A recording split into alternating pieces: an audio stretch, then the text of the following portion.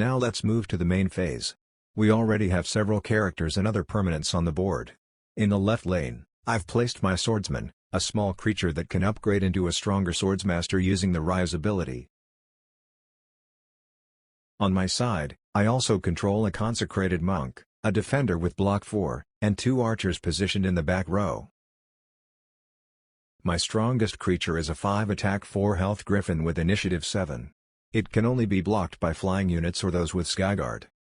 The opponent controls Toshi, an epic character with speed and two-handed combat, allowing him to attack or block twice per round. He also has a Skyguard, the Spearman of the Sovereign Guard, a 3 attack 3 health creature with flying defense. Now, before the combat phase begins, I want to deal with either Toshi or the Skyguard. Since the Skyguard isn't a major threat, I choose to target Toshi with a blinding spell. This spell would paralyze Toshi for the entire combat phase. However, my opponent uses his Holy Forge, which has 1 counter. He taps the forge and removes the counter to grant Toshi protection from everything until end of turn. As a result, my blinding spell fizzles. We then proceed to the combat phase. My Griffin attacks first, thanks to its high initiative.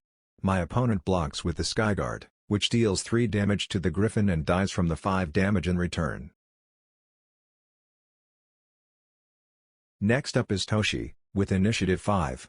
He attacks unblocked, as I decide not to waste my defender on a creature that currently has protection from everything.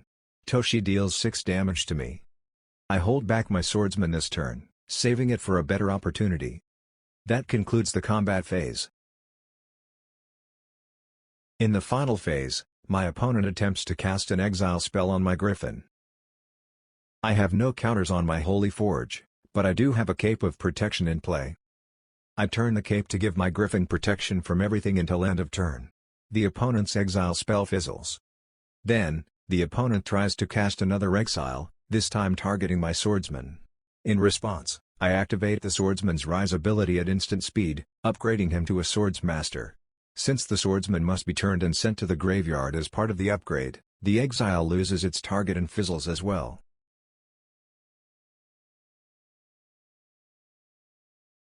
At the end of the turn, I must destroy the Cape of Protection, as it was used this round. End of turn.